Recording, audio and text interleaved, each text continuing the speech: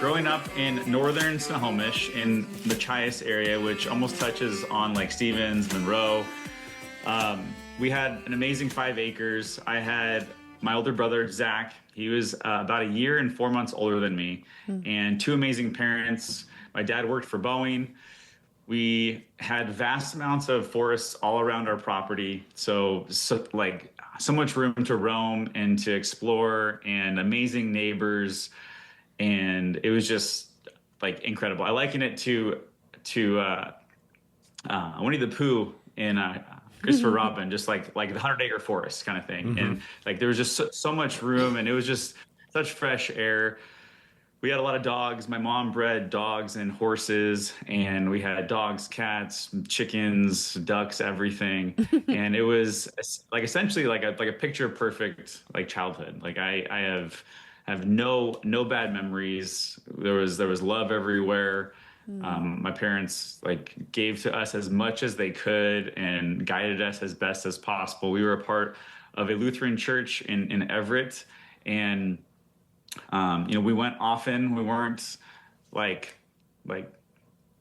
hardcore Christians, by every rule, every little thing. But we were. It was a very important part of our life, and we had an amazing community just in that, and played sports. And my brother and I had a great relationship. Sorry. I did, yeah. Okay. Yeah. Yeah. And I graduated 2006. My brother graduated 2004. Okay. I started out like in life following my brother. He was older. I always looked up to him. I was copying him. Like there's a lot of home videos of us and me just kind of following him, saying things that he was saying. And he was, it was a very normal childhood. And we weren't super rich. We weren't super poor. Like definitely middle ground, and had what we needed. And mom had her farm, and dad had his amazing career at Boeing, and it was awesome. My brother got into video games and got a little bit addicted in that, and we would fight over the computer a bit, where I wanted to message girls online, he wanted to play and kind of zone out. And caused a little bit of banter back and forth, and there was some brotherly wrestling that wasn't out of the norm, but there were times where he would be overly aggressive to me and like a jerk and overdo it. But again, like in hindsight, like wasn't anything way out of the line. He was a bit quirky, and there was a thing about him that I'd always kind of been concerned about. I don't know what the underlying thing was. Like my mind was, I'm concerned that he's going to be gay and he's going to have a tough life. That was kind of like the concern. And so there was like an underlying thing like of me kind of always worried about him, worried for him, socially didn't have a ton of friends, but got along with me and my friends for the most part, but kind of kept to himself. Great in school. He was the FFA president of the Future Farmers of America group at Snohomish High School, which was a great leadership position. Like it was a lot about like farming and stuff, but it was more like a leadership thing. So he was great. He did track and cross country. He excelled quietly, but excelled.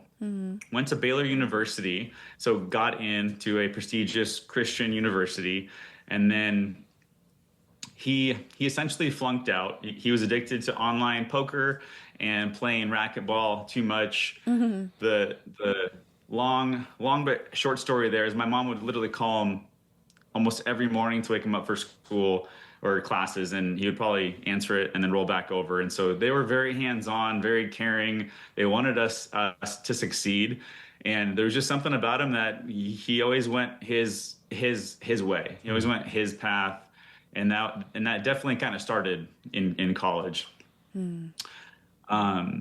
Yeah. Other than that, we got along well. We had played on the same team together in sports when we were younger, here and there. And I wasn't one to fire him up too much. I didn't push him over the edge very often. I easily could have, but I stayed in my lane, let him be him, and he started building confidence in his 20s. Got a job at Microsoft after flunking out of college. and that shocked all of us. Yeah. And he was excelling, but then, this is kind of where the mental health kind of side goes into it. Is he really didn't drink until his early 20s, and then into drinking, and then daily weed usage. And there's studies nowadays that show someone with underlying mental issues with a certain gene. I don't have all the stats on it. That's chronically using weed every day. It can cause the onset of schizophrenia type things. And so there's more studies happening with chronic weed usage in some people that can cause these issues. And this led into being interested in ecstasy and other things like shrooms. And his very first time that he wanted to try ecstasy, he told me that he might try it. And I said, hey, that takes ice cream scoops out of our brain. And he's like, you don't know what you're talking about. And I was like, I know, but like they told us in school, like this isn't good, be careful, all these different things, right? Right. But even that, he wasn't one to take feedback. He didn't want to hear about it. He was pretty quick to oftentimes try and make me like look stupid or feel stupid. And so again, like wasn't out of the ordinary, but I was probably too nice and noticing letting him. patterns. Yeah, exactly. Yeah. And then this was more in his mid-20s. He started dating someone new. We loved her. He eventually quit his job at Microsoft. We didn't know why. He stopped paying his mortgage of his awesome townhome in like downtown Bellevue. And then that was going to go into foreclosure. Luckily, was a short sale, but just like was making very weird decisions. Like she seemed to have money, but still, why would you let your whole life crumble? Right. And they eventually got married. They went off to like Europe and had like an amazing six month honeymoon. Moved back to California, and it was really like within 9 months to a year that all of a sudden Zach texts me and he says, I'm driving home. And that drive home was from California to my parents' house, but home wasn't our home anymore. In our mind, home was with his wife in California. And so that was when things got like more strange. He was doing a lot of shrooms and trying to like cope. I tried to urge him to go back and fight for his wife. He went back once, and then that didn't work. He came back, and there was just my parents kept a very comfortable environment for him. And that's one of the things that I like sharing about is families love their family, and they want to create an environment where it's comfortable and they're protected and they have what they need. But to a point that can be very unsafe, right? Because we tend to get triggered a lot by our family, by the things that are normal to us. And our family also isn't professional mental health therapists. And so if I'm jumping ahead, you can veer me around, but I liken this to Rob Reiner and his family. So earlier this year, Nick Reiner murdered Rob Reiner and his wife, and he had been in many therapies, and his parents seemed to have him out at their house, and they're keeping a comfortable environment and like helping take care of him. And you never know when someone's going to get triggered and when like hell's going to unleash. And so it's a very tough line to walk, and that's a big part of my share of like how things happen for us, what went down, how we recovered, and just things for others to look at, because there's so many parallels to what we went through, to what others are going through, to what others might be going through soon. And it's a very unknown world, unknown area, and it's very hard to know how to navigate it. Welcome, love. If you're feeling the pull to remember your power, soften your body, and return to your truth, I invite you into my world of healing arts and transformational coaching. I'm Awa Wild, intuitive guide, energy medicine woman, and creator of Sensuous Revival Healing Arts. I help individuals and couples release old patterns, dissolve shame, reconnect with pleasure, and rise into a more liberated life. Through sacred pelvic healing, somatic practices, intuitive body talk, and emotional integration, you'll learn to listen to your body, trust your intuition, and create relationships that feel nourishing and aligned. Whether you work with me one-on-one, join a retreat, or step into my online program, you'll receive an experience of deep presence, compassionate guidance, and practices that create lasting change. If your soul is ready for more freedom, more pleasure, and deeper truth, I'm here. Learn more at sensuousrevival.com or reach out directly to begin your journey. I mean, it seems like, having, we're still in the middle of your story, but, it seems like sometimes we're just like, yeah, I don't know if it's my right time should I involve the police? Was it really that bad of a thing that my kid or my parent or whatever just said? Do I need to escalate this? No, it should be fine. Just keep it in the family. We'll figure it out.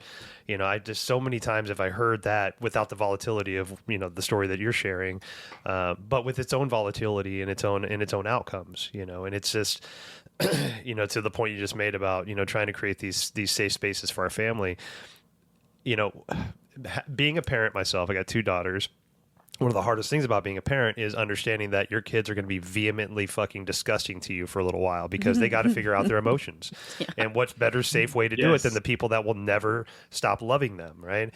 And so it's so hard to be prepared for that experience of however many years it fucking takes, but also within that experience to be like, is this part of that experience, or is this getting out of control now? Am I fearful for my safety or for the words that they're saying? Do I feel like they're actually learning about themselves through these interactions? Do I feel like I'm adding value to yada yada yada, right? And so it's such a fine line to walk whenever you're trying to help the people in our lives to be the best versions of themselves without really causing something that we might not be able to come back from.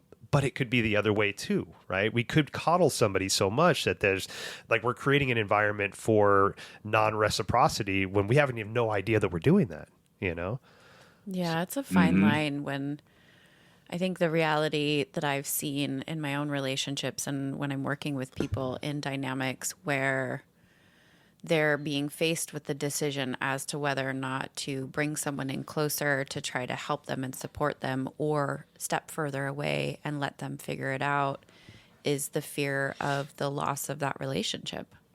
Like if I set a boundary and they don't respect the boundary, how do I then respond?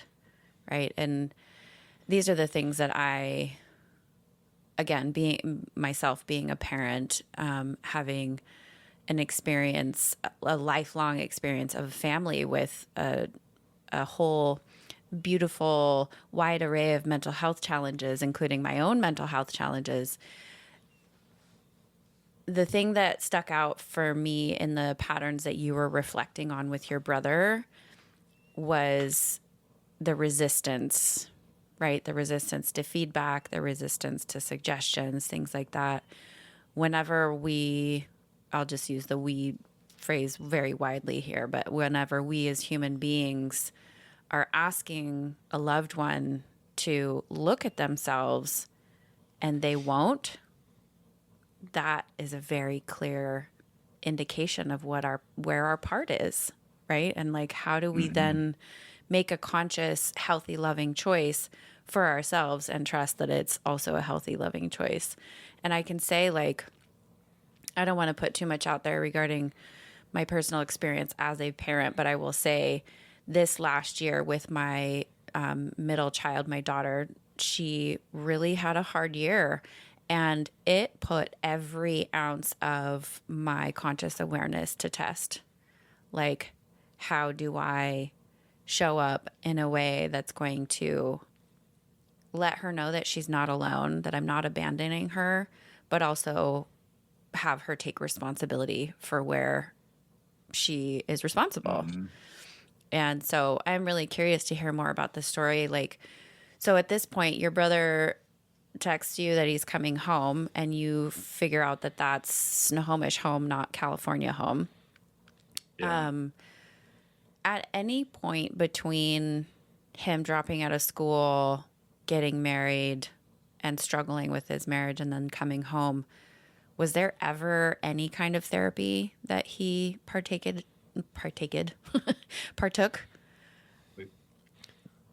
Yeah, my parents noticed some things early on with addiction to like online gaming and things like that. I do feel like there was a addiction to poker counseling appointment. I'll have to ask my dad again. But they had noticed that he was not willing to work on anything. He had his walls up. There was no breaking through.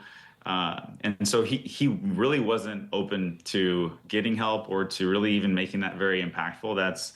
That's what my dad shared. And so they had tried to get some help or understanding or, break through some things. And it's not like my brother lost $100,000 of, gambling debt. So it wasn't again, like the biggest red flag. It's just like, how do we help this guy? And then he wasn't willing to get help. And he had found Landmark Education, which is a self-development course company that helps with like a lot of different things. And I had done a handful of courses, and it is essentially transformational. He just was fully engulfed in it and almost used it as an ego thing. Yeah. So kind of looking back, I often say now he has a big ego. He's manipulative. He's a genius and very high functioning. Even now in prison, even when I took him to the hospital, he knew what he needed to do, and we'll dive into all that stuff too. But that there was a major resistance having to do with what you're asking, just for getting help and going through things the normal way, the way that most of us would. And getting like, I mean, there's all ranges of help out there, but in hindsight, he didn't go the normal, like you can go both routes, right? The normal medical route, other routes also, and just was very resistant to any sort of support, probably resistant to, being open about him being wrong about this, that, the other. And so just a lot of, like narcissistic type behavior. I was like, this sounds like narcissism. Yeah.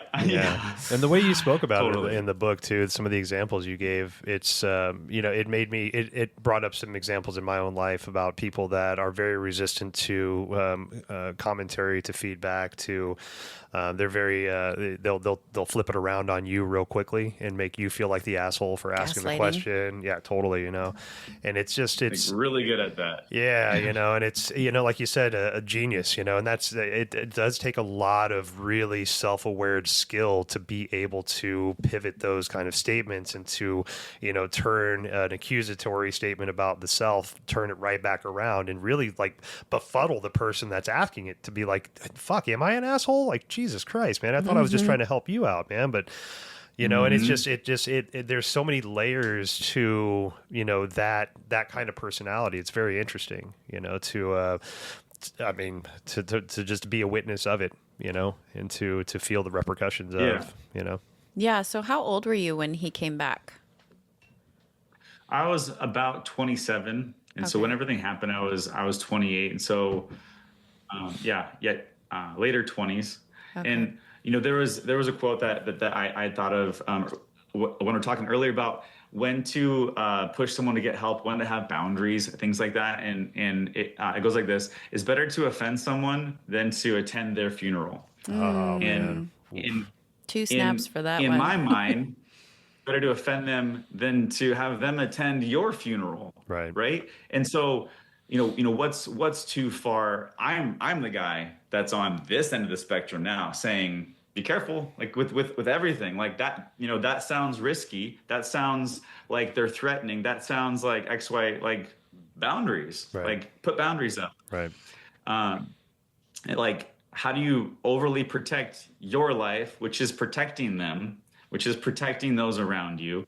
And, we'll go into it too a little bit about like there's a major personal rights safety issue in our culture rather than societal rights safety, and how my mission is to, you know, help the world and help Washington State, for, you know, for one, find a middle ground where you know, when someone's brought into the hospital, that there is help given, like no matter what, and how we can go about doing that. Because I'll back up a little bit. And there were signs that we could have called the cops, and there were times where I wanted to and I was being urged to. It wasn't anything out of the ordinary, or at least too out of the ordinary, but those thoughts were, what if we make this worse? What if we make it worse for him? And these are common thoughts for most people. Yep.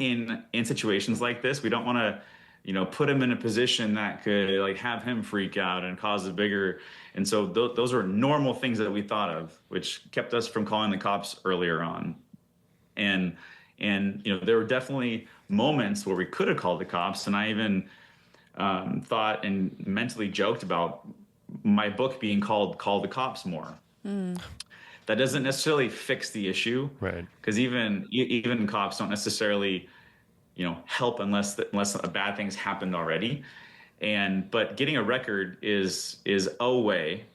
Again, it sounds bad, right? Like on your kid or on your family member or on your neighbor, it sounds bad to call the cops for getting a record on them. But it's way better to offend them right now than to have a much bigger issue that could have been thwarted. If the cops get called on someone, they mentally know that the cops are called on me. Like that could even just change something mentally. Right.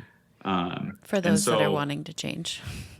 Yeah, true. It's like you can get diagnosed and get the medication, and then I didn't want to take it anymore, and then we have other issues, and so there's no easy fix. And this is, you know, a life mission of mine, but it's I'm on it, and I'm ready for wherever it takes me.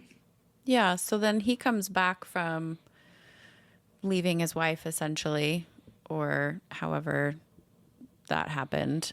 And what happened once he got back? Like, I imagine he was staying with your parents, and were you still in the same house at the same time? Nope. I was in an apartment about 30, 40 minutes away. Okay. And things were calm. We checked up on Zach a lot. There was one moment where I pleaded with him via text to bring me his drugs, like his shrooms, pot, ecstasy, so that he didn't have it anymore because we're worried about him. And he did that, and I kept it in my closet, and he never got it again. And you know, that was a moment of, okay, he's open to like hearing me, and like knows that like he shouldn't be doing all this stuff. Not long after, there was a moment where I heard about it after the fact, where he was talking with my mom at the kitchen table. I wasn't there. He saw my mom as the only person in this world that understood him. And so that kind of tells me more like your mental instability, like, you know, mental issues. And because, you know, that's a pretty major thing. And it wasn't just like, oh, Mom, I love you, you're the only one that can understand me. It was like a more spiritual, kind of deeper rooted thing. She wanted to stop talking to him. Like, she was over the conversation. She gets up, walks into the kitchen. He follows her, grabs her by the shirt collar, pins her up against the sink, and says, "Talk to me." My dad hears commotion, comes out, yells at my brother, "Get out of my house." And so he like swipes everything off the counter, walks out, asks if he can grab his stuff quick and then leave, and he did. And so that was the biggest moment that had happened. That was like, okay, this isn't good. Right. And so my mom luckily told me about it. A few days later, I said, if he's back at the house ever, I need to know. So when he was back at the house, she told me. I was there. I confronted him. I said, "Hey, what happened with Mom?" He said, "Oh, nothing. She's fine." I said, she's like, she was scared. Like, you know, I had a banter back and forth with him, a few different lines. And I leaned in and I said, "If you ever touch Mom again, I will effing kill you." And I've never been that aggressive towards anybody. Right. And so this was a defining moment. You know, you call the cops if your brother pins your mom up against the sink. It's aggressive. he didn't hit her, he didn't punch her, wasn't other weird things, and he left the house. But this was a defining moment where I wrote him off. I was like, I can't be a part of this. This is too stressful. Yeah. I can't be around him. And then even a few days later, he was let back in my parents' house, and everything was calm again. And in hindsight, my dad's like, there should have been bigger boundaries there. Like right. he now looks back and he says like, okay, I was too lenient here. I was even talking to someone the other day, like 50 years ago, when there was a boundary by a parent, man, that stuck. And if the kid passed that, dad's coming home that night, yada, yada, yada. Oh, yeah. There's, a much more soft culture now and soft parenting, whatever you want to call it, and just maybe busy or passive or whatever. But, again, my dad looking back, he's like, I should have been a lot more protective and firm and had boundaries. And that's a big part of our speech too about all this is create boundaries. We're all scared of creating boundaries. And, how do you say your name again? Awa. Awa. I'll say Awa. Awa. That's all right. We don't want to create these boundaries, and we're scared to. And what if they break that boundary? And what my mind was thinking of as you're saying that is have we tested it out yet? Like we're concerned about the boundary, but and then if they do break through it, reinforcing that. Yeah, there's a consequence.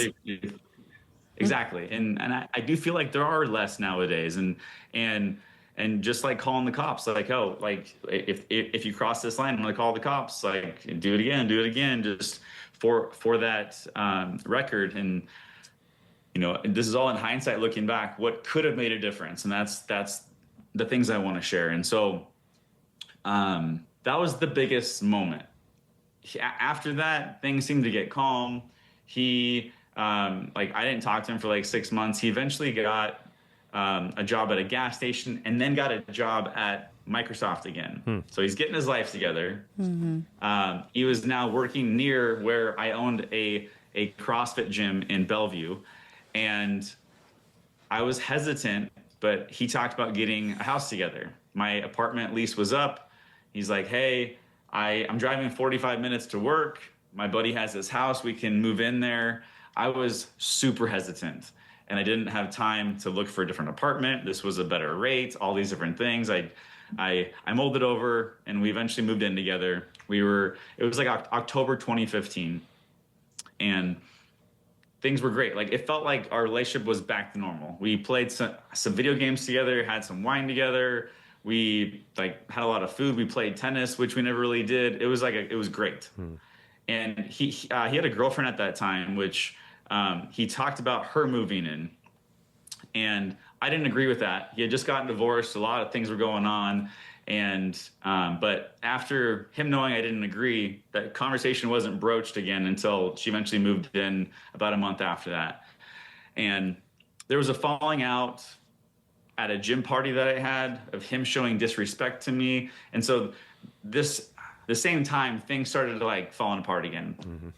And long story short, it was weird for us for that next 2 months. And I had written him off again. I had my own boundaries in a sense of hey, you're not helping me. You're making my life more stressful. I need space.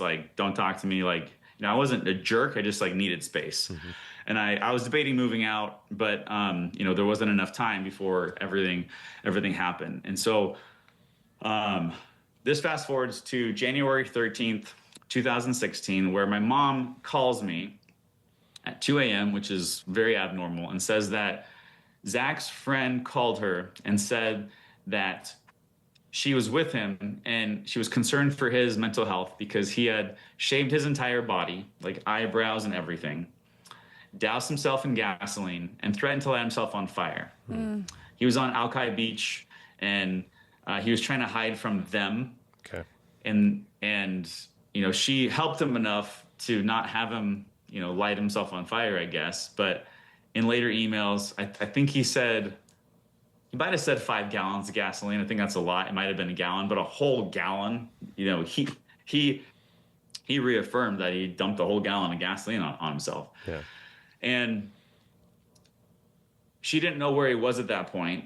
My mom wasn't going to drive an hour into Seattle. She has bad eyesight at night, and so we both kind of realized we don't know what to do with this. Let's just kind of wait to see what else happens or what new information comes, and so we got off the phone. Morning came. I went to work as usual. I was getting some texts from his girlfriend's mom and a call that's saying like, "What's going on?" Like I need to know what's happening. And I'm like, I have no idea what's happening. And so eventually I get off work early. I go back to where I was living and I find my brother. He's in a storage closet, the heat blaring because he didn't have a key to his bottom half of the house. And it was a major shock. I opened a storage closet. I'm like checking the house just to like see if he's there, and boom, like there's someone under a bunch of blankets in a dark room. It was like shocking, to say the least. I asked him what's going on. He said, no, nothing, it's fine. I said, have you been doing drugs? He said, not for a few days. And he asked me to close the door. And I just kind of stood there in the doorway, just like in shock. You know, his head was shaved, eyebrows. He looked like a ghost. It was the most odd, the biggest, like, strange thing I've ever seen in my life. And I just was like shocked. I didn't know what to do. His girlfriend, mom's telling me to call the cops. I'm trying to call my parents to kind of get the okay to call the cops because it just was all weird. I wasn't worried for my life at that point or even like feeling unsafe, but it was like spiritually eerie. Yeah. Well, at this point, I mean, when you found your brother in that room, did it even look like your brother? I mean, having two brothers myself, you know, and just like seeing a family member in that state, shaved head, probably smelling of gas still, in a dark room, just like was that even like reminiscent of like, oh, that is my brother? Like, who the hell is this guy that's acting like my brother right now? You know, it's so interesting, like that mental break, you know, when the person not stops being the person, right? Because you're always that person in a way, but it's just like, wow, there's a vast difference from the Zach that I know and love and this person that's presenting in front of me right now. You know, and I want to find that brotherly love, but at the same time, I'm fucking scared, you know, like, and how do you honor both of those truths, right? Well, and I'd say in my experience, witnessing people in a psychotic break, my experience has been they are not the same person at all.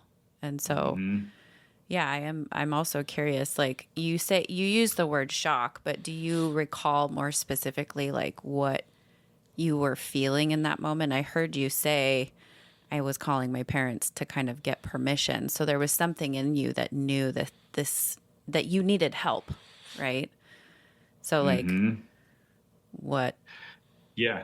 I mean, there's a vivid like vision in my mind of him rolling over the blankets coming out and just white as a ghost. Like I'm even right now picturing a big alien head. Like it's almost like he got more pale, no eyebrows, no hair. I never seen him like that before. It was the strangest thing. Now, while I was taken back and shocked, when he asked me to close the door, I wanted to come into that room and sit on the ground and just hold him. Like that was like, I'm getting chills just even talking about that because I knew that this guy is like having a hard time. Lost. Like, yeah. And lost, like all the words. Right. And I cared about him. Like it's just almost like this might be weird, but like, you know, like if you're walking into the field and there's like a lame lamb that like isn't able to use their legs and they're laying in there, like you want to like hold it or just like help it or whatever. Yeah. And just almost like he was lame in a sense. But I knew that wasn't safe. Again, in my mind, I knew that boundary, closing myself in a dark room with a crazy guy that just like went through all that night, like not safe, way out of my pay grade. This isn't mine to control, and just me doing that's not gonna fix this. Right. And so I went outside. I'm pacing back and forth, and I never really thought about this actually till right now. But if my parents had answered the phone, I might not have called the cops. We might have talked it through, been like, hey, let's just like wait this out, and like different things could happen to me. But I'm like trying to call them. They aren't answering. His girlfriend's mom's asking me over and over, like, why haven't you called the cops yet? What's going on? 3 strange encounters happened with my brother. I won't go into all 3 of those. Again, like, I wrote this book because I can't explain all of this in like even like a conversation, like a coffee date with like a family member. And so there's like so many different layers to it. But 3 strange confrontations happened, where those 3 moments were me being like, okay, this isn't safe. Like him wanting me to turn my back to him to read something. There was like these, like he showed me these 2 weapons that were a small wooden flute and a flimsy umbrella. Like there was super strange encounters where I was like, okay, this is way past what's normal. I'm overlooking this. I need to go call the cops. Yeah. And so I went outside, I called the cops. I'm bawling my eyes out, like trying to share through tears, but like enunciate and like tell what's, what's going on. And the ambulance came with a fire truck within 5 minutes. And even that, like between that time of getting off the phone and them showing up, I was kind of hovering in our doorway. There's like some stairs to go upstairs where he was. And I was kind of peeking on him and just like felt like I just crossed my brother. Right. Felt like I just like wrote his like ticket to death or whatever. And just did like not like the wrong thing, but like I didn't want him to be mad at me or whatever. It's just all these like weird emotions. Right. And it's almost like you're living all the emotions that were in your head as to why not to call him, not to escalate, not to, and now that you did, it's like, oh, now I'm the bad guy. I might have put him in harm. And it's like, clearly not, right? This is something that needed to happen, but this is the battle internally that we're all facing on a regular. If we have somebody within our family or within our friend group that has a mental instability of, do I want to be the person that escalates this? Because what if, right? But then we don't think of the volatile what if, that's like a very lower what if rather than the front facing, I got to see this person all the time. What if they're going to be pissed at me? What if they right? Just, it's so interesting because even making the quote unquote right call to involve the police and authorities, it's still, we experience that myriad of emotions, the whole emotional spectrum of like, fuck, now I'm the asshole. Well, and many of us know that doesn't help. No, not at all.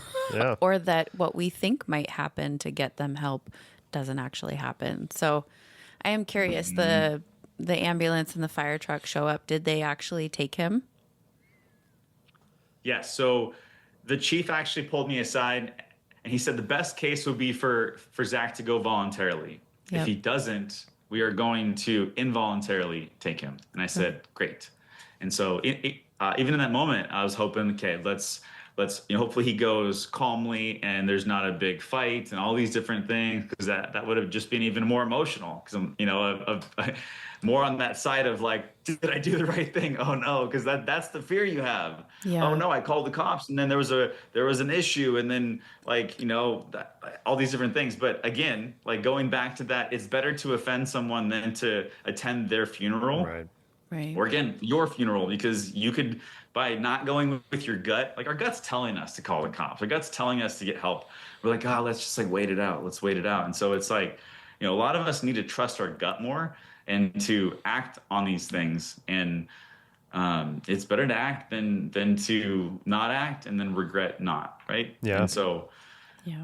But yeah, so they checked him out, asked him questions, and then they asked him if he would be willing to go voluntarily.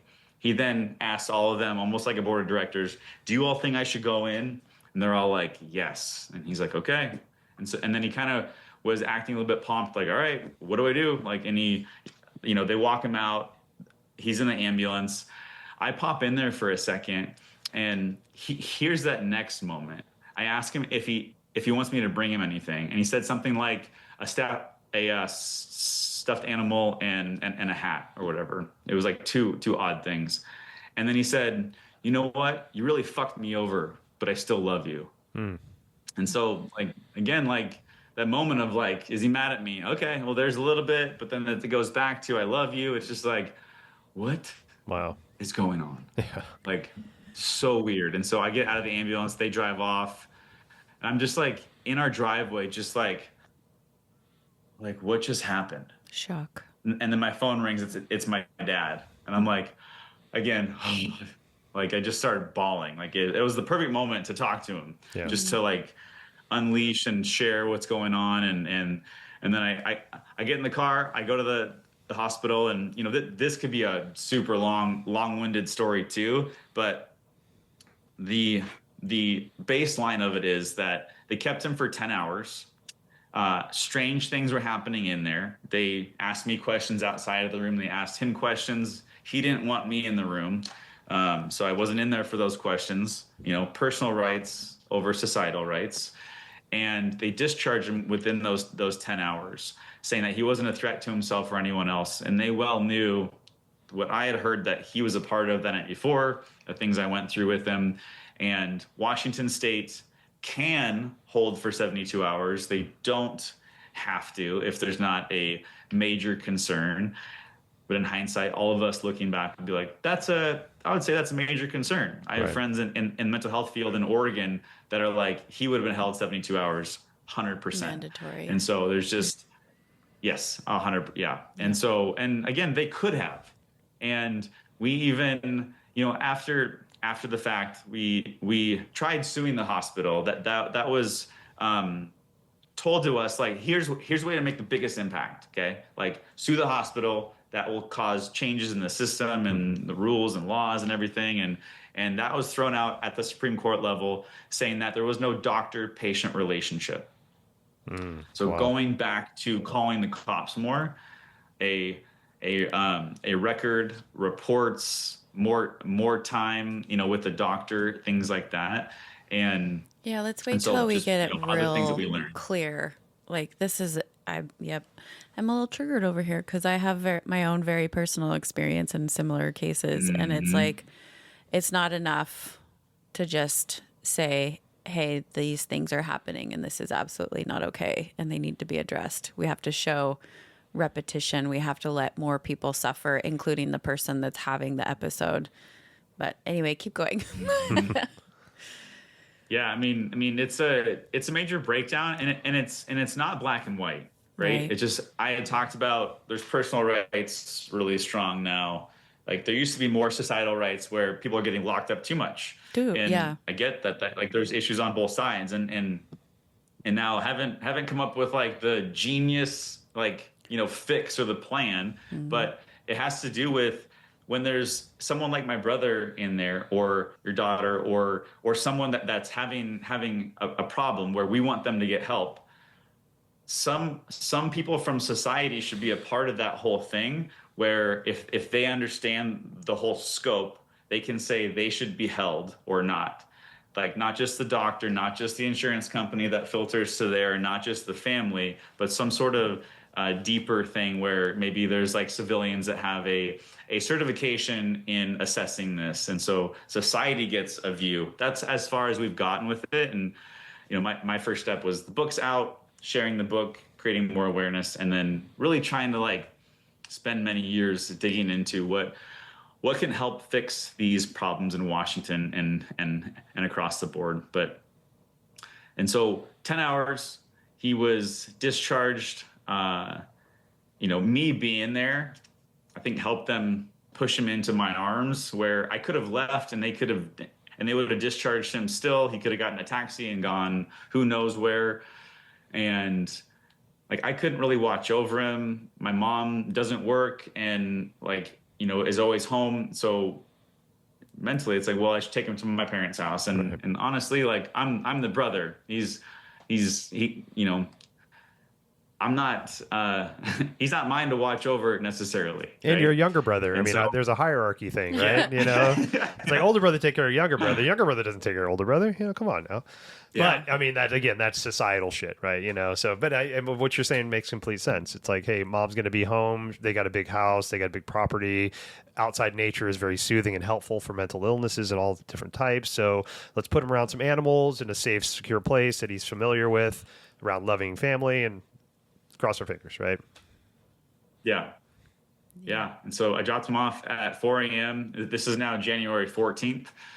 and Where were you guys again? dropped him off. What's Wait, that? this was one of the local hospitals here. You weren't at Harborview. Evergreen, Okay. Evergreen in Kirkland. Got Yeah, it. Okay.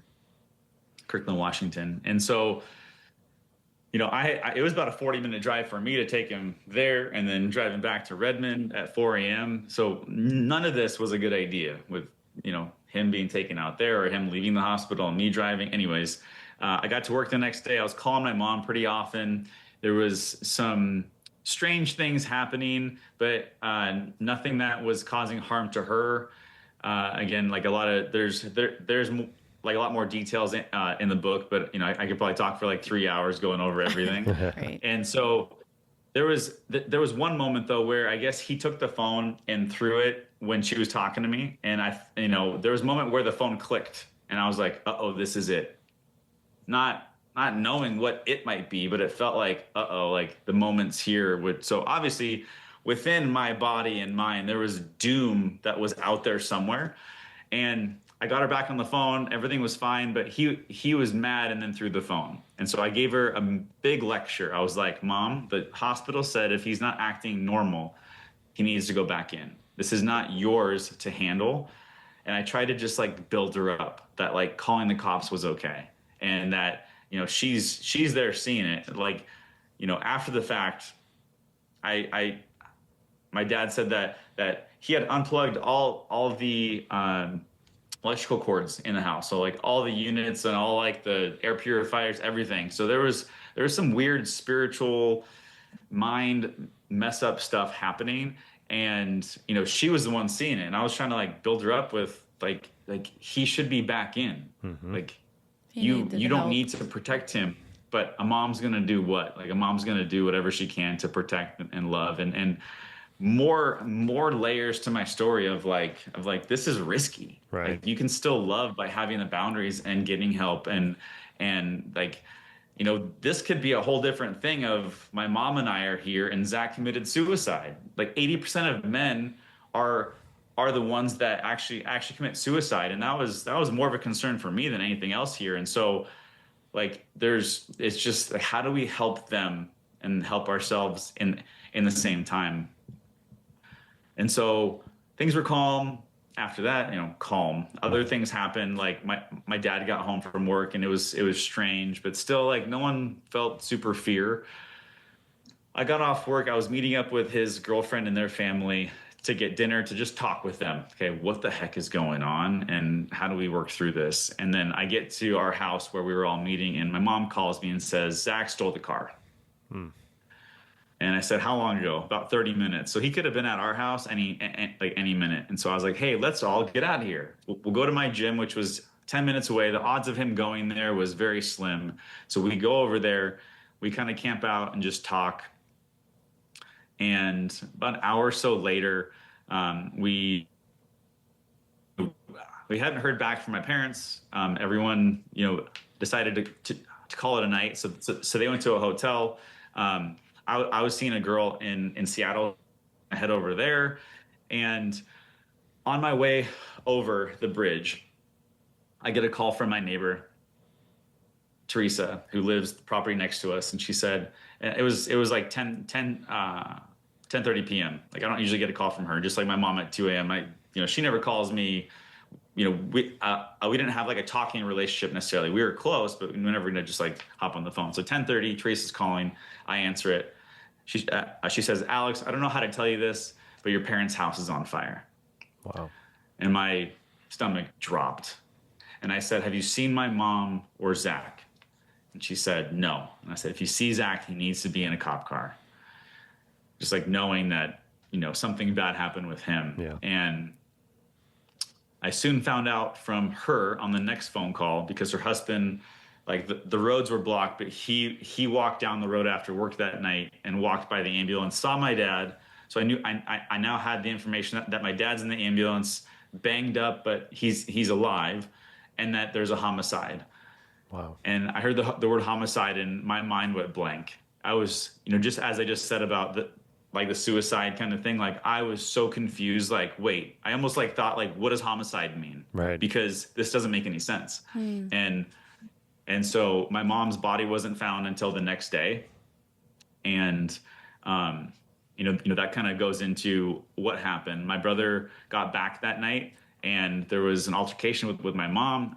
She's probably upset about her car being stolen. And then there was a trigger by my brother got triggered, and hell unleashed. Yeah. There was knives involved. My mom was stabbed 7 times, and my dad was like, there was a knife fight with my dad. I don't think he had any like definite stab wounds, but there was like scrapes and scratches. My brother went to, after stabbing my mom, went upstairs in the loft of our house to create a bonfire and took wood up there. My dad noticed that there was smoke in the house. His recollection's a little bit hazy because he had been concussed by actually being knocked down the stairs 3 times. And so he saw there was smoke, went upstairs to see what was going on. My brother sees him. There's a mirror on top of the stairs to ward off demons, is like the consensus. Right. And my brother walks over and says, "Get out of here, Satan," and swings his leg back and kicks my dad as hard as possible. My dad tumbles down a wood flight of stairs. And this happened 3 times before he was actually concussed. And he tried to stop him. He brought up like a fire extinguisher and tried to stop him. And my dad got out of the house within 20 seconds of the house having a flashover where all the energy and chemicals and everything kind of erupts on itself. So an actual house fire, like a firefighter can't be in a flashover in a home or building for more than 15 seconds in their own gear. And so just there's almost like a combustion thing that happens in a home fire once the heat's really, really building. And so my dad got out of the house with all the dogs within 20 seconds of the house like expanding in heat. And that's so interesting, because I remember you wrote in the book about how your grandfather was a firefighter. Yeah. And so that back knowledge of your dad knowing, like, and hearing you talk about that in the book, about how like he was even telling the cops, like, get away, this is about to explode. It's so interesting that he had that wherewithal in his brain still to be that cognizant of other people's lives, right? It's like, hey, we got the dogs out. You said get somewhere safe. Cops coming up. Hey, no, get the hell away. Like, even though he knows his wife's still inside. Like, it's just so interesting to have that frame of mind still, to have other people's well-beings in that context. When he's concussed, he's emotional, he's smoke ridden, all these things happening. Like, that's. Like, I know you've said this a few times in the book, but your dad, I mean, seems like such a strong human being, like just such a strong human being. And it just, I don't know, it just, it gives like just the mental capacity of the human being, right? We can be going through the biggest thing in the world, and all of a sudden this random knowledge that we don't know why we know, just because our dad was a fucking firefighter. And it's like, hey, I have an opportunity to save all these other lives, even though my shit is going sideways. So get the fuck away, right? It's just, I don't know. There was something that really touched me about the way that you explained that in the book. It was really interesting. Yeah, he's a Boeing engineer by trade, and so like really good factual brain, and so yeah, it is interesting. I didn't think about it that deep, and so I love that you remember that, and you actually brought it up, because yeah, he's like laying there, he's seeing smoke lapping on the ceiling. He's like, this house is about to go. That's how he explained it to me, and it's like, I wouldn't have known that. I probably would have. I don't even know what I would have done, but I might have been in that house during that flashover and not been here today if that was me. Right. Not knowing a whole lot about fires or this, that, the other, or maybe being in more of a emotional state. Where was your brother at this point? Great question. So I don't know how he didn't get burned. Part of this, it's probably all there. I just haven't like puzzled it fully together, because chapter 13 in my book is a lot of back and forth emails between my brother and I. He actually shares a longer email of his actual account of what happened. But so he's upstairs with the fire. There's a carport out one of the windows, and there's 2 main windows that he could get out of. And he came out of this with 2 broken ankles. Now, from emails, even recent ones, one of the broken ankles he claims was from when he jumped off the carport to steal the car, and the other one must have been when he jumped off again before the flashover. But man, I don't know how he knew to be out of the house. Right. And it's just hard to understand. And that, he broke both ankles, and the cops found him outside after saying, I was trying to save them. I was trying to save them. And so it just adds more weird layers to it that it's like, you definitely weren't. Yeah. But yeah. Wow. It's Breathe. Yeah. And like good pause moment to take a breath. Yeah. That's, yeah, I mean, the arc of the story, is so, I mean, we talked about it throughout, but just, like, where do we step in? Where do we offer help? Do we do too much? Do we do too little? I mean, there's all these questions that can be asked and thought about and ruminated about, but, I think, you alluded to it just a moment ago in the conversation, like this, sometimes we need a catalyst to move forward. And it's, like, how can we be better about mental health? How can that Evergreen Hospital have taken more steps so that Zach couldn't have been released? How did I need to say something differently? If I just dropped him off and left, would they have put him in a cab or an Uber, or would they have been like, fuck, we should probably just keep him for 72 hours because there's nobody here, And so, like, the actions are just so just intense that led to the desire to find a better solution. And it's terrible that you lost your mom and that your brother's in the hospital or in the prison system. Dad was in the hospital for a number of years, lost a dog, I just keep thinking about Rainey, and how much you spoke about her and how much, for me, animals are one of those outlets for emotions for me. For a long time, I didn't know how to be an emotional person, but I've always had dogs as an adult, and so my dog Olive was just like that being that I could just stare at and I could cry to and I could sing to and never feel any embarrassment, any kind of like any negative emotions, and I can only imagine how much Rainey helped you and your dad in the aftermath of what happened. Just by being an animal that you can just hold and love and hug and remind you of your mom and all the things that your mom was.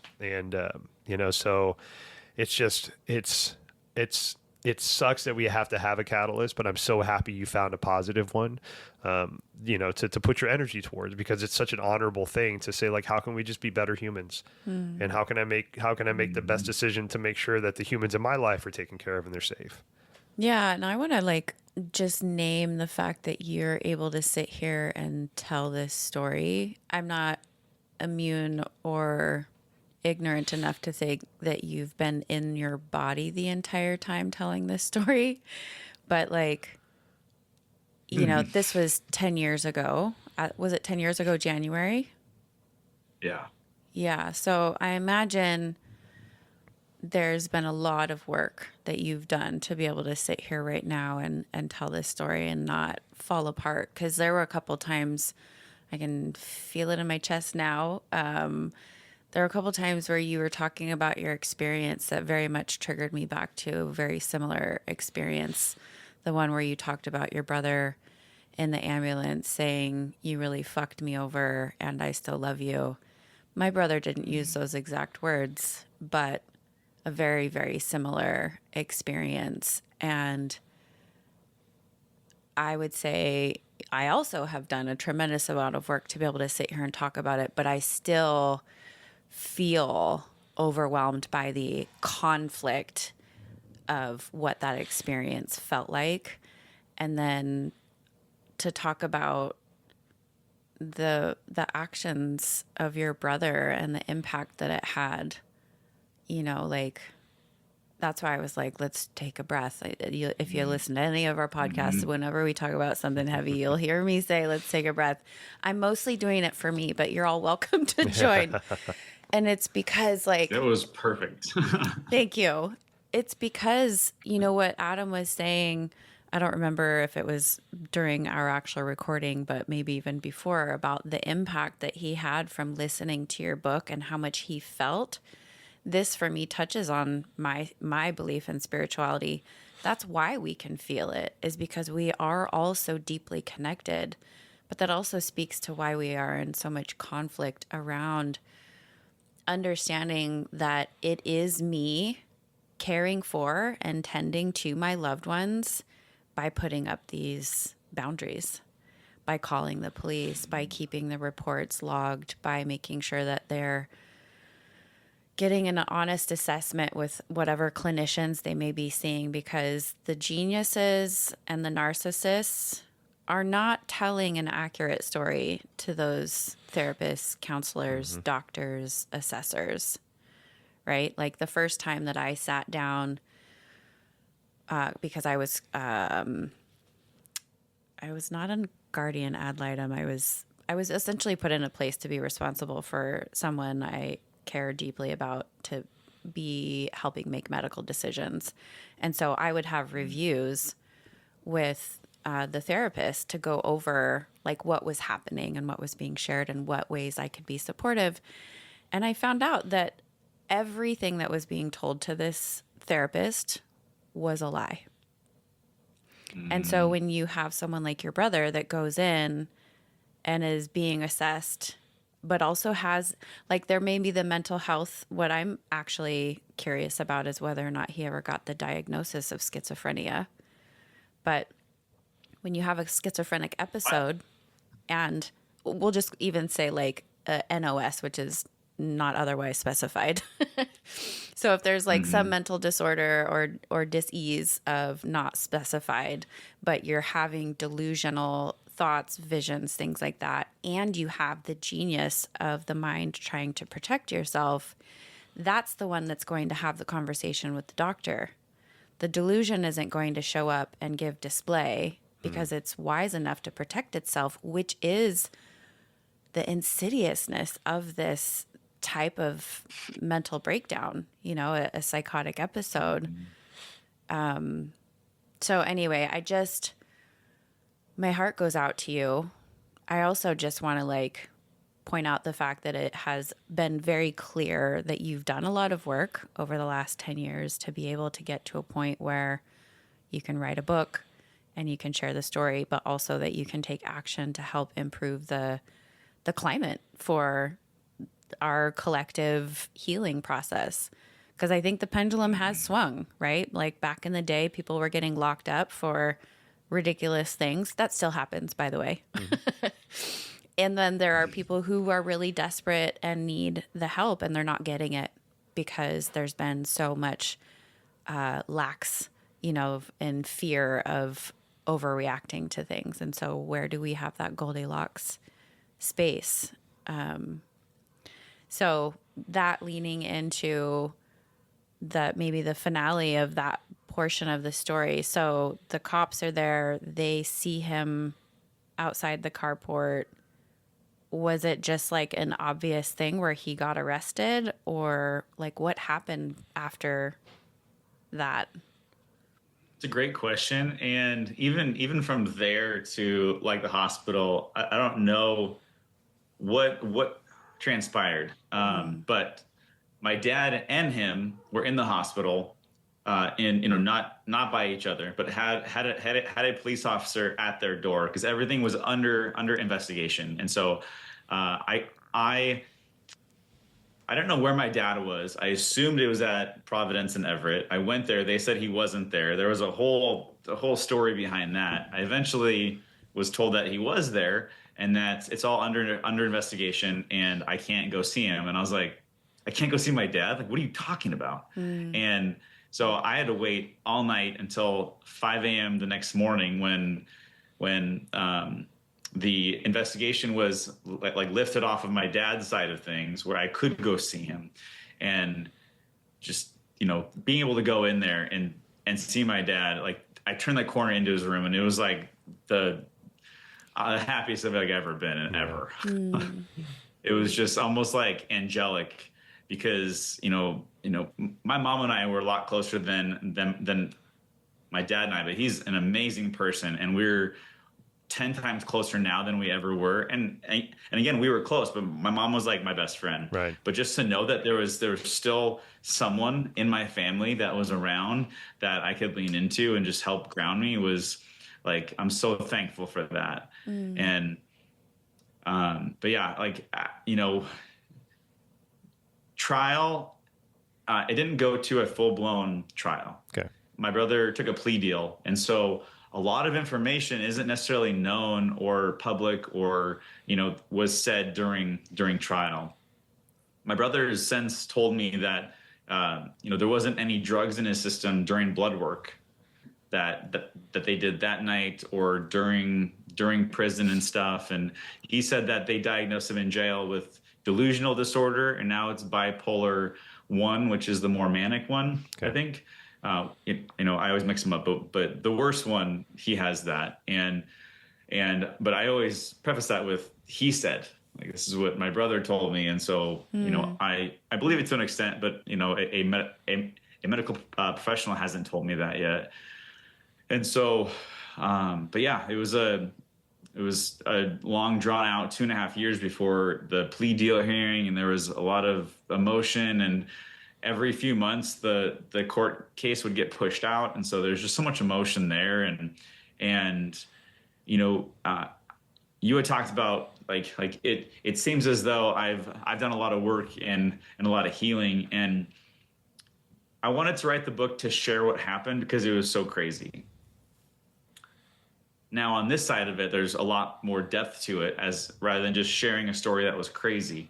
And by me writing and rewriting and editing and reliving it, that seems to be some newer type therapies where if there's a thing that you fear or a PTSD thing that you're dealing with, like a doctor will or a therapist will help you almost go back to that moment and kind of live through it and work through it and know that it's not currently attacking you or an issue for you right now. Mm-hmm. And so me just writing the book was therapeutic to a deep level of reliving it and reliving it and reliving it, and it wasn't easy. Yeah. And I recorded my audiobook this last December, and it took me about a week, and I would be like recording, and then like in tears, like blubbering, and then I'd shake it off, and then I go back to it. And so, but if I had tried doing that 6 years ago, there'd be no way. Yeah. And so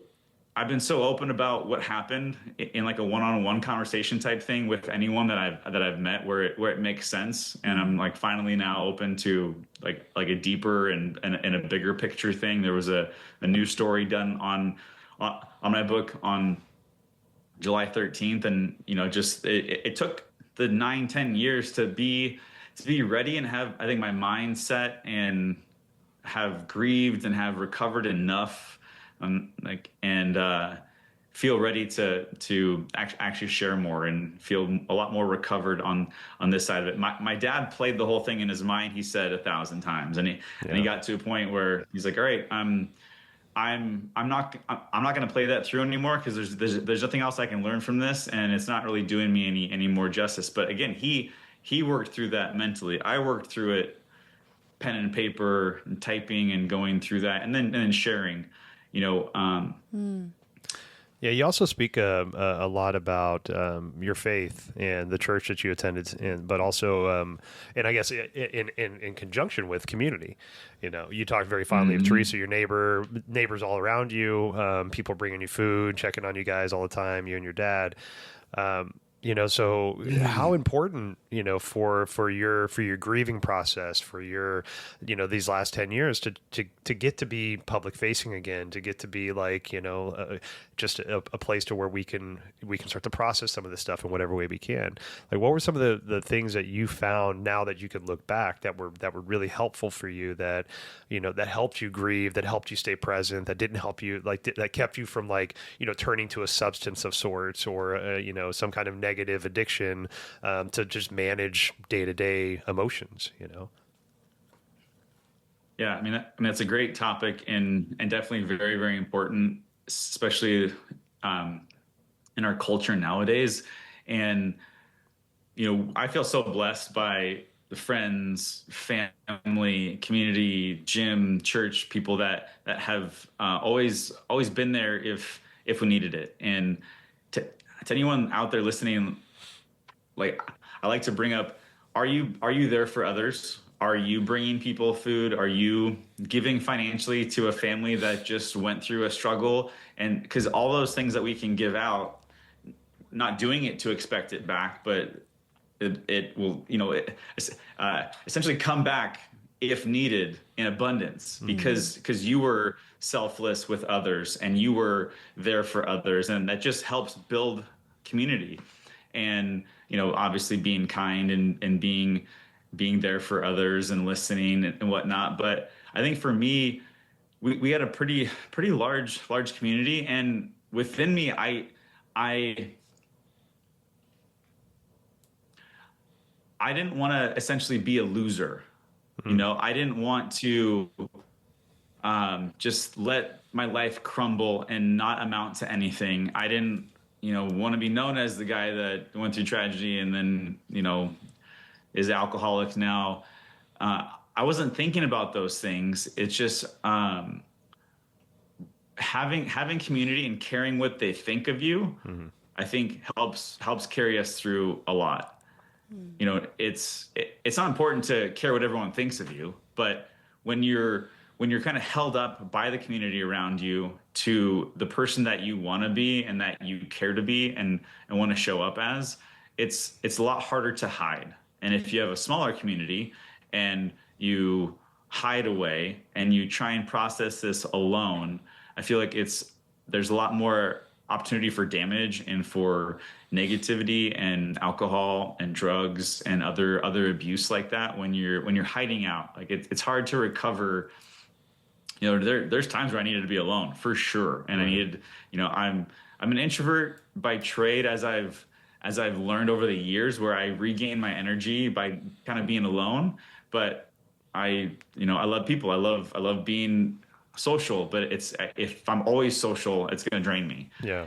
And so there's a place for that. But I just think, when you're accountable to your community, you're a lot safer in that sense. Yeah. And you're taken care of, and you have the support when needed, and people will drop what they're doing at an instant to help. Yeah. Unlike the boy who cried wolf that always needed help, that never, never gave help to others. It's like the opposite of that. It's, you've been so supportive of others that when tragedy strikes your life, which it will, small, big, out of nowhere, anything that hits all of our lives, you'll be supported. And a big thing, there was a GoFundMe for our family when everything happened, and there was about 20 grand in there. And like, help, when someone goes through something horrible, giving them money is probably one of the best things you can do, because stressing about money and your bills and all these different things is almost the last thing you should be dealing with. You should be recovering. You should be staying calm, taking stress off your plate. I would have been back to work a lot sooner, but my dad's like, let's take 6 months and just recover. And he was a huge grounding piece for me, because he was calm. That helped me stay calm, and that helped me to just really work through my mind and what we were going through and the struggles. And that early on, when I would think of my mom getting stabbed in the head and the neck and the back, it would jolt me. Yeah, it would almost like pierce me, and I almost felt dizzy. And so, but rather than hiding from it and ignoring it and not wanting to deal with it, I would say almost by accident, writing the book, this was a call in my life from God. In my mind, I'm not strong or powerful or smart enough or anything to write and spend that much time finishing a book. And so it was a major blessing that it was on me to do this, because that helped me to be where I am today, to be able to talk about it without I almost cried, and talking about my brother and wanting to hold him, I almost cried there, and I am totally fine crying on camera. Yeah. I am I don't stop or need to have a question pivoted. I'm all for showing all emotions, and you guys just had a very comfortable environment here. This is probably the best podcast that I've done, just because it didn't feel as serious too. Right on. And right so, on. I appreciate that. But yeah, I was wondering if you could, because speaking to community and having people around you, Sometimes even if we have community around us and we have good friends, we have good family, and tragedy strikes, one of the things that I've worked on myself personally, and in turn helped other people work on too, is the idea that I don't know what to say. I'm going to say the wrong thing. So I'm just gonna remove myself from a situation because I don't know what to say. I don't know how I could add value to a situation like this. And for me personally, you don't need to say shit. Right. And I think that's the message. It's like, don't be caught up on saying the right thing. All you need to do is be in their proximity, give them a hug, hold their hand, just sit next to them. Right. And so I wonder if you could speak to that a little bit on the community side, especially with churches, because, churches are very set up to be communal and to be supportive in ways that you have like, a pastor or a father or, some kind of deacon of sorts that has that, that ability to just like, pull Proverbs out or pull some scripture out or do things like that. Whereas the rest of the community might bake you a cake or give you some food or donate to your GoFundMe or, yeah, totally. Right. And so like the deterrent of the thing of like, oh, I don't know how to show up in this situation. Like, how do we get that out of the equation and just be like, how do you just show up and just be there? Right. Don't worry about what to say, what to do. Just fucking show up. Right. Yeah. Yeah, I think that's perfect. It's not avoiding it because you don't know what to do, but being available. I think honestly, being available is like the answer. And I've heard some retired guys say that like I'm just trying to be available, like for whatever God's leading me to do, for whatever person on the street needs my help today or whatever. And so, we're all busy. We have our lives, but. And I had probably 300 unread texts that I was trying to go through, and so obviously pestering someone is not the way to go. But to be that light of like, hey, if you need someone today, like I can be there just to sit and listen or sit and go play pool, go do something normal, wash your dishes, do your laundry, mow your lawn, bring you a coffee. Yeah, like it's. Do you need anything? Yeah, it's do you need anything? But sometimes it's also being really specific. Hey, I'm making spaghetti tonight for the family and we're going to have extra. I'm going to bring it over. It's not even asking. Right. Right. And it's not to say that there's a wrong way, because I get that like stress of being like, I don't know what to say. But and I hear this a lot in, I would say, like mom communities, like post birth or like divorce or, some kind of other tragedy. What we as human beings don't want to have to do is tell every single person who's asking us, how can I help, what they can do to help. So treat me like a toddler. You can give me two options. Do you want me to bring you lunch or do you want me to bring you dinner? Yeah. Right? What are your dietary restrictions? Those are fine things. But like sometimes it's in the open-ended offering, at least in my experience, that those are the people that end up getting not ignored, but like not responded to, because I don't always know what I need in this moment. And so there is like a lot of ways that could be really helpful. And the invitation that I find in that regard is like, if I'm the person responding to someone who's going through something stressful, what do I feel like I can freely give in this moment that's not going to put me over? Because nobody wants a casserole out of obligation. You're just eating somebody's obligation, right? So like, do I have capacity to make an extra meal? If I don't, can I, when I used to be able to eat gluten and dairy, Papa Murphy's was the shit. Take it back. You just grab the pizza and you drop it off. They can cook it when they want it. They can pop it in the freezer, right?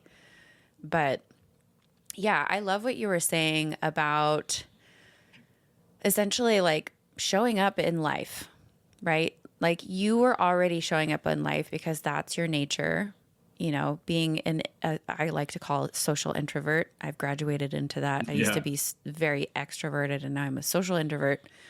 Yeah. So it's like this natural way of being involved in community so that in the event that you have something stressful going on and you aren't there, people notice. But I also want to mention that that isn't everybody's nature. And so it's still important that we as human beings, in my opinion, have people that we connect to on a regular basis in the event that we go quiet, that we trust that those people are going to notice, right?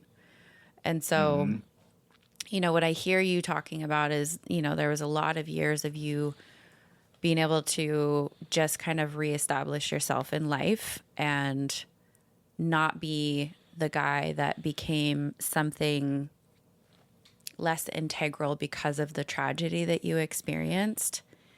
I'm wondering, and this may be a little bit of a sidestep, but how has it impacted your relationships? Like, since the accident, I heard you share in the beginning that you're a bit more cautious and a bit more protective, or maybe even a little bit fearful.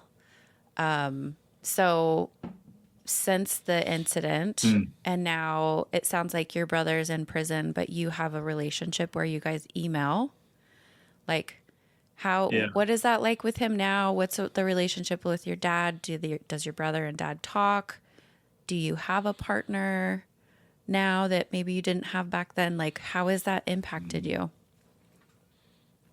All right. So we have to go back over a few of the questions, but before that, I want to say too about community and stuff. Just real quick. I mean, even with people that aren't social, listening to our gut. If we haven't heard from Jim, who we barely talk to, that we know of for a while, and like he might have gone through something, or like we haven't heard from him, like us reaching out would be good, because we know he's not very social. He might not have a deep community. And even on top of that, the first few months or the first few weeks after a tragedy, like almost everyone's involved, right? Yep. And then what happens after like 3 months, They when drop like the off. funeral's done, or like it's like everyone goes back to their, and so like for those that like are conscious enough, that's where you step in. I'm getting chills talking about this. That's where you message them again, or you wait to message them until after that, after first condolences or something, because man, a few months out, like everything goes back to normal for everybody else, and then that's where that person's left like, okay, like this whole thing was forgotten, or I feel alone now. Like there's a lot of pieces there, and so there's so much opportunity, right, to help and to be there and to learn from these things, to know how to show up for that person. And so that was on my mind a lot, just of that after the fact, when all the events and stuff or whatever happened are quiet, that's like more important. That's when alcoholism probably happens. Yeah. When things get quieter, there's not much going on, depression sets in more. Okay, let's go back to those last questions, which I'm already forgetting. Yeah, just curious about, the development of the relationship between you and your brother, and your dad and your brother, and then you and your dad, but also like how has it impacted like the way that you live and the way that you relate to other relationships now? I was known for, after the fact, to not live by, but say often, like, I don't trust anybody. Like I've got this blanket of like, I don't trust anything anyone says until like I believe it at some point, and that's definitely subsided. But I was very careful with like big life decisions, and I got married 3 years ago. I've been with my wife since 2017. I've known her since 2010, and we have two step kids. So her kids are 17, 21. So we've kind of been really close for a long time. And from 2017 to 2023, she was so patient with me. Like she could have left because I didn't propose sooner, like all these different things. But it's essentially, I got to the point of being ready to propose because of the patience and the time and energy and the room that she gave me to just be like me and like work through what I needed to work through.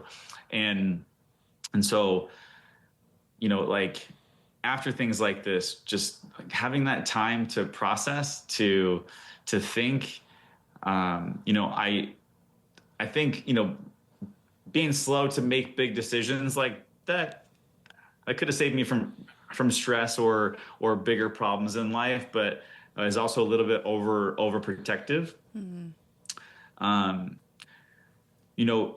It's odd because there were some really close relationships that I had during the tragedy that kind of fell away a bit. and it was almost me pulling away because, not their fault by any means, but oftentimes people can get almost too involved, and like can be too much available, too much there, and it's very odd because in those moments I only know what I need in that moment, and you're always processing and working through that. And so the biggest thing is just giving yourself that space and that time to work through your thoughts and to process give grace to get through it. Like, grieving is its own mountain. Most everyone knows that. And, at my level, I was dating someone when everything happened, and I told her many times, hey, if this gets too much for you, like, you have, like, there's no reason why it wouldn't be for you to like leave. Like, you can totally, essentially it was me needing to be alone, I guess. But it was just like, I got nothing about nothing. Everyone, like, you be you, I need to be me. And like, we're all in uncharted waters here, like, right. Especially it could be a smaller thing. It could be a breakup. It could be a job loss, anything like that. But just giving yourself grace, space, and time, and, doing all the journaling, or maybe write your own book, or in every book that I sign, I write, share your story. And so, like, open up to those who you trust. It's helped me immensely talking about it to everyone, podcasts, like with friends, family. It's, getting it out of your mind and out with people. Because when we go inward and we don't not open about our struggles, like, that's where things go bad. My brother was, egotistical in his own mind. He was righteous, thought he was smarter than everyone else. He wasn't going to get the help. He was, like, in his own mind by himself. And, in a way, like, signed his life to the devil in my mind, whether he knew it or not. Like, going down some weird spiritual roads, and the road less traveled in a negative way, and was doing it kind of solo, and not listening to, like, us or his family. The Bible talks about having a plethora of advice will give you peace, success, or what have you. And I think it's important being out with people, being out of your own head, and, obviously sharing goals and life stuff with everyone's not smart, because you might not want to hear certain things from certain people, especially like life goals. It could just crush you. But just being out of your own head, I think is super important. And honestly, I was saying I don't trust people for a while. Like that was okay.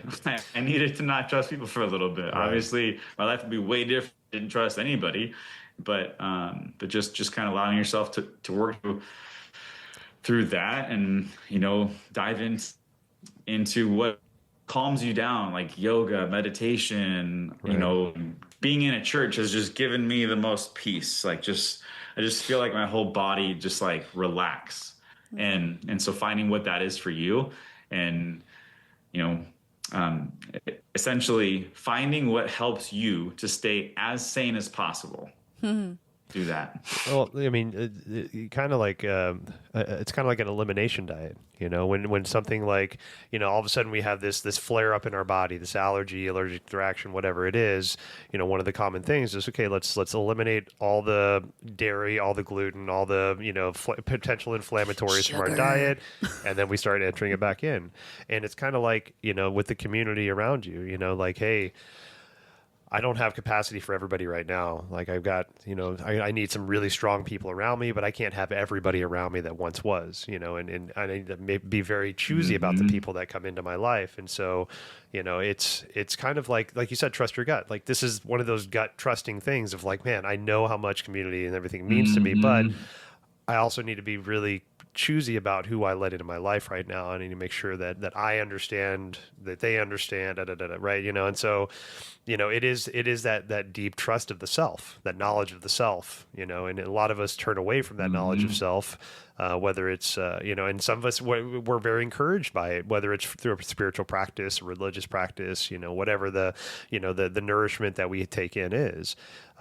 But it can't always be X, right? If it could always be X, we would always just do X and everything would be great. But sometimes it's Y, sometimes it's Z, right? And if we've just determined it's X, then we're eliminating other shit, right? And so it's that ability to move with life and to, see that there's a big experience that I'm having right now, and the life that I had set up XYZ needs to be adjusted so I can still manage and I can process my grief. I can be with my dad, the dogs, build a new life, all this shit, right? Instead of just like, nope, I already had it, so I'm going to shove everything back into this cookie cutter thing. It's like, well, no, that doesn't really work anymore, right? And I'm sorry, I wish it could. And now we're here. Yes. Right. And so, yeah, but how's your dad? How's relationship with your dad? I know that it was asked about, Zach in a way as well. Is there a relationship between your dad and Zach? I know you speak about your relationship with him a little bit, but, where are those kind of familial bonds still at, or are they still? Yeah. My dad's doing amazing, and so he went through some alcoholism type stuff, and then even actually hit his head, and almost died back in 2018. Got better, got sober, and so the past, I guess it's 2026 now. Past like 7 years, he's been healthier and happier than ever. He moved to Florida in 2021, and he said that he's living in paradise.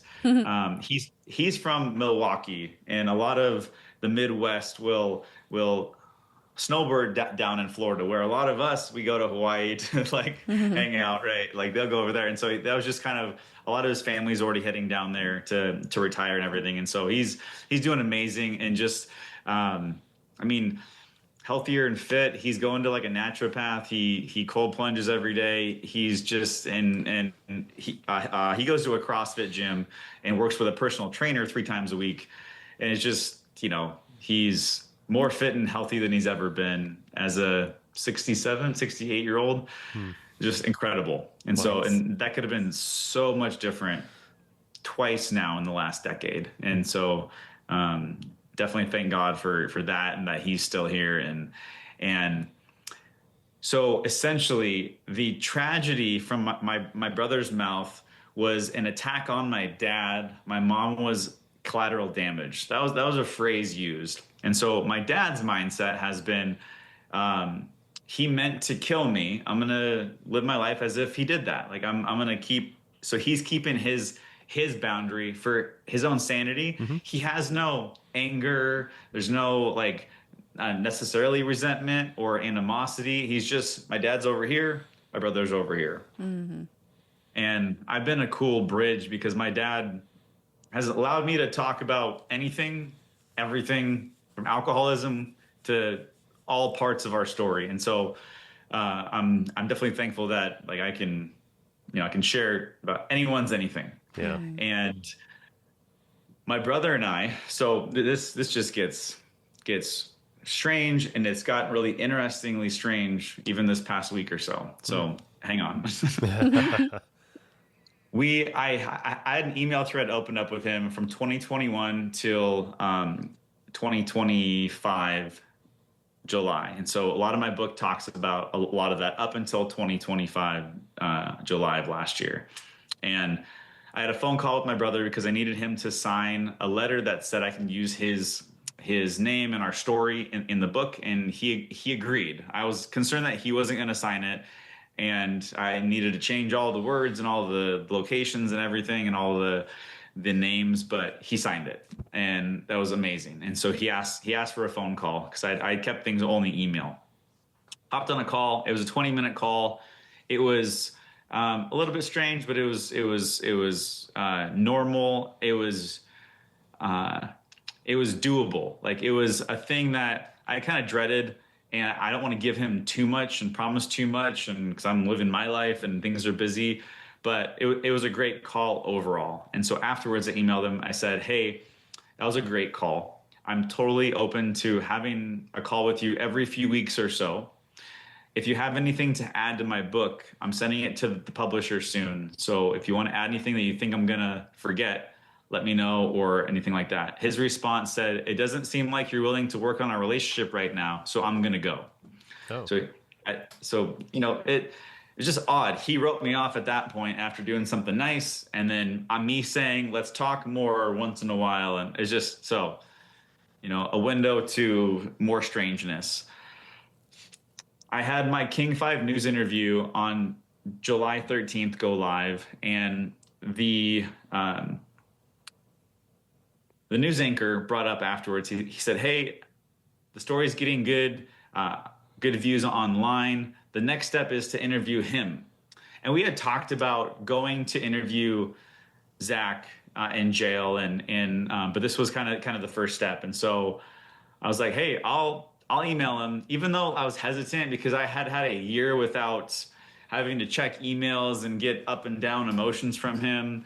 This just seemed like a good step in people seeing what he has to say and more exposure for the story and mental illness and what people can look for. And now on this side of it, my brother wants to do what he can to make a difference. And so he first said, "No, leave me alone," when I asked if he wanted to be interviewed. And then he actually got his hands on my book. And so he had never asked me to mail it to him, but he had a way of getting it in jail.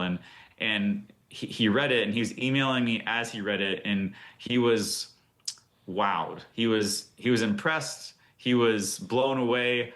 He was so thankful how I laid it all out. It wasn't him as the evil villain and it's all poor us. It was a lot of facts, our side of it. The emails with him and I gave enough of the insight to his mind and what he went through, and he emailed me a couple times saying the word impressed. Wow. I was nervous of him getting the books. I'm like, I don't need this guy more mad at me, and I don't want to have to deal with that. And so I was blown away, and I was in tears with my brother saying, "You wrote a book. This is amazing. I'm so impressed." Like all these parts, he got a kick out of it. And I think that gave him the opening of seeing that my whole goal here is mental health awareness and, undiagnosed mental health awareness and family trauma and stuff. And so he's now more open to having a conversation with the news anchor and different things like that. And so that's kind of where things are at. And I'm glad to be on this side of it because I didn't want to hide the book from him, but it was just one of those things. I'm like, do I want to deal with this and him? But so it's way better than I could have imagined with him getting his hands on it. And I was ruthless. I wasn't aggressive. I was just factual based. And so that he read it and he wasn't mad or felt like, his life's more ruined from that, I think is really, really cool.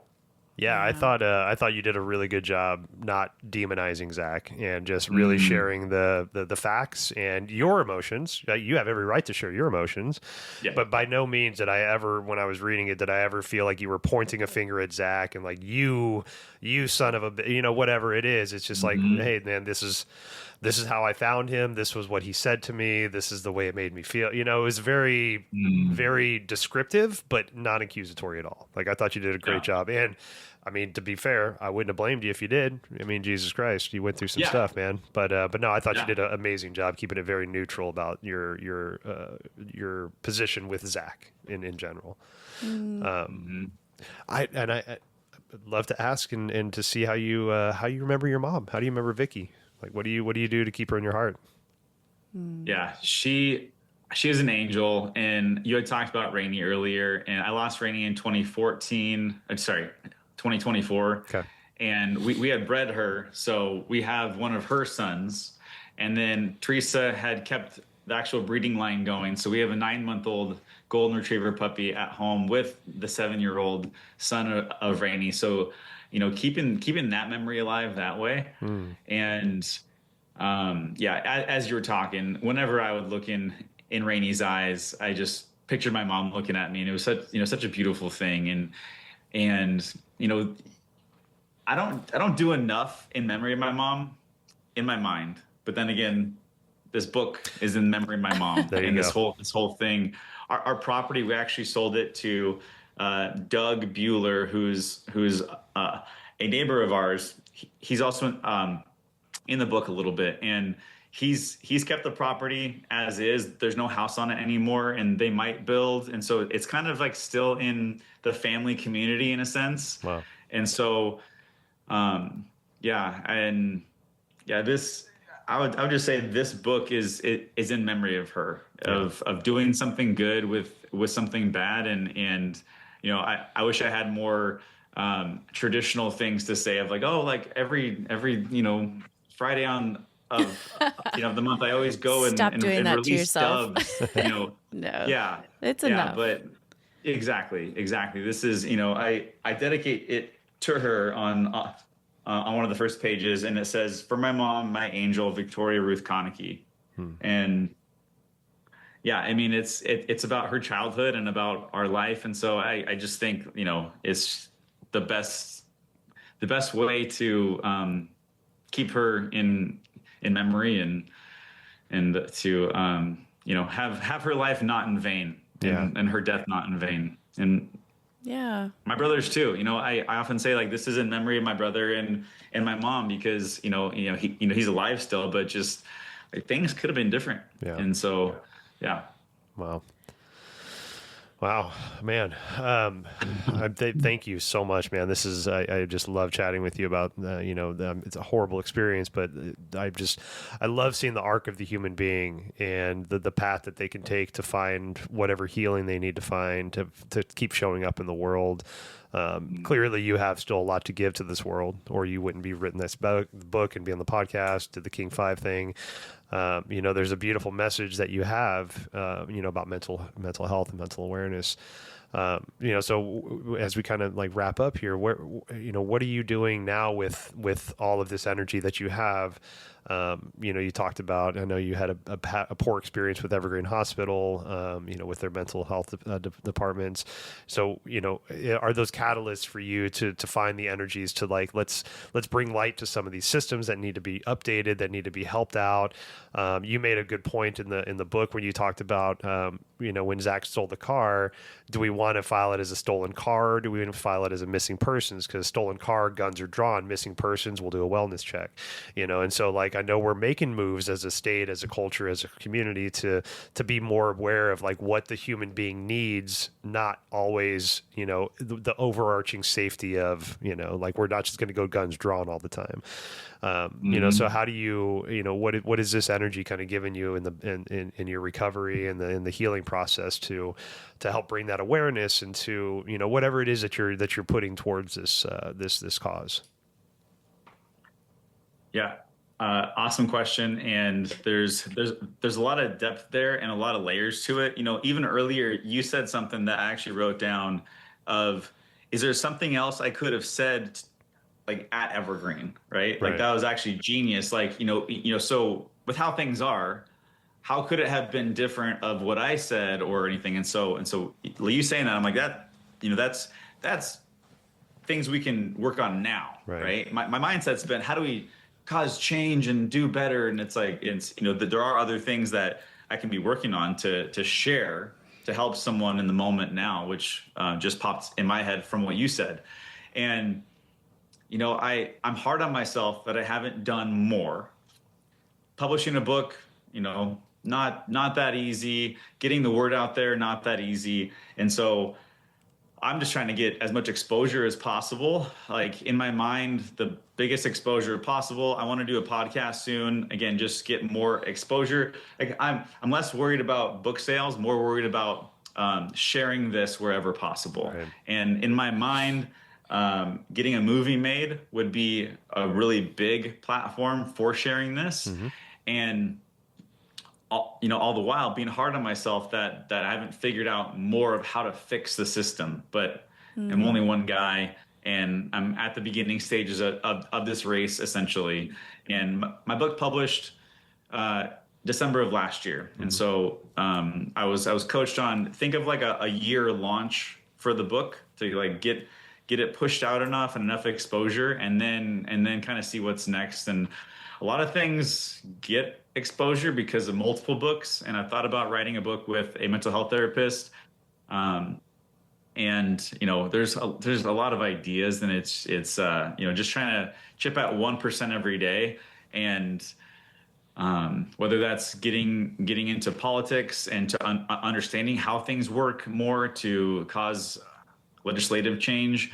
There's a lot of things to do, and so many. And so I'm trying to follow God's lead here with like the right next step, and like what's not going to overwhelm me. And if I had this to do full time, like I'd be like all guns blazing. Right. Here we go. And it's like finding that that time here and there to make a little bit further of an impact, and to kind of see what to do with this.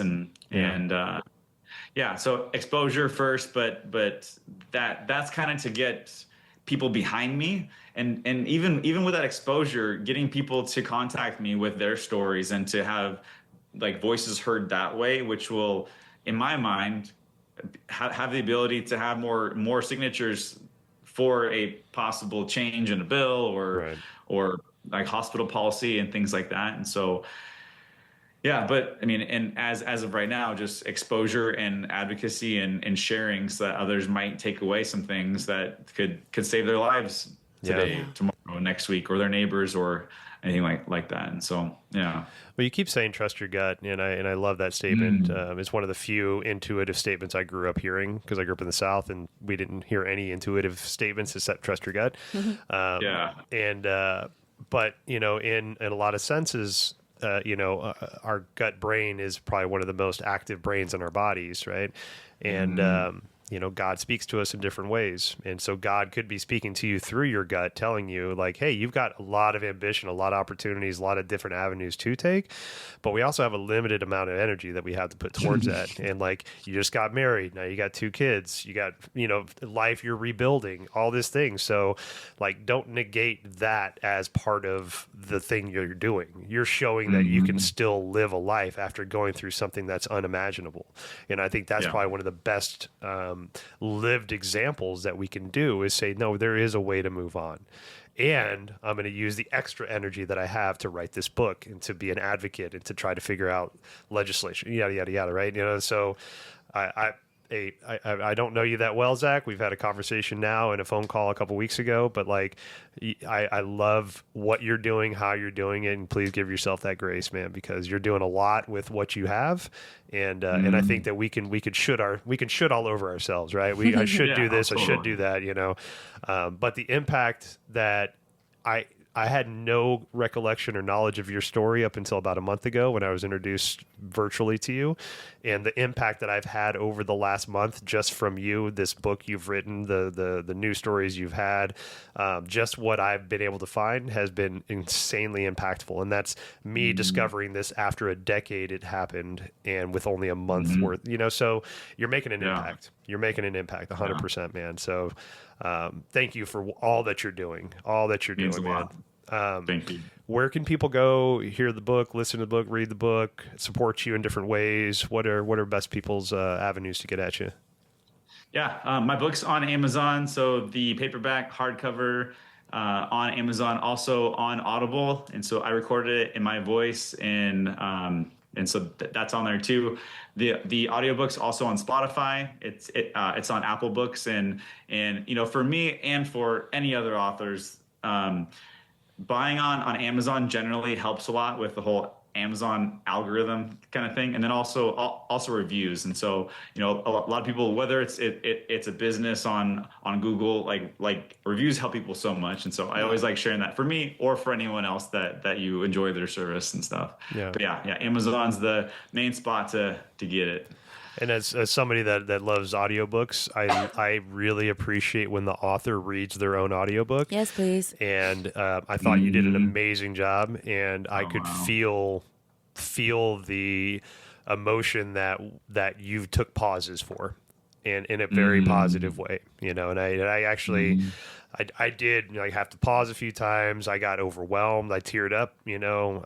There was just times where it was a lot, but in a very needed way for me, you know. And so I just applaud you for sharing your story, talking about your story, narrating your own story, you know, still finding ways to keep your brother in your life, and making, you know, that relationship with your dad. And it just, it's a beautiful, not that we ever need it, but it's a beautiful example of how to continue, how to move on, how to remember the loved ones, but also how to make a new life and do it the best way we can. Yeah. Yeah. Thank you. It was so lovely to meet you and hear this story. You too. Thank you guys both so much. Thanks for having this as a platform and for letting me talk for 2 hours. Oh, 100%, man. We could go for another 2. Worth it. And if there's ever a platform you need to come back and share anything on, you have new revelations, new things that you're working on, mental health, please, you know, we're happily be a platform for you to share whatever narratives you need to share. You're an amazing human being, and we're honored to talk with you, man. Thank you so much for all your time. I feel the love. Thank you so much. And if there's any ways I can support you guys, I'm here too. It's, you know, it's never a one-way street. And I think, again, going back to community, that's very important. You know, it's easy to take. And so, you know, it's always good to give and take. Beautiful. So, well, thank you so much. Thank you guys so much. I really appreciate it. Yeah, most definitely, man. Thanks for everybody for listening. We'll chat soon. Thank you for listening. Remember to like or subscribe to the podcast on whichever platform you're listening to. And if you found this episode helpful, please comment or share it with a friend. Check out the show notes for links to get in touch with myself, Awa, or our guests. Thank you so much. We'll see you next time. This episode was recorded, edited, and produced by Adam Reel.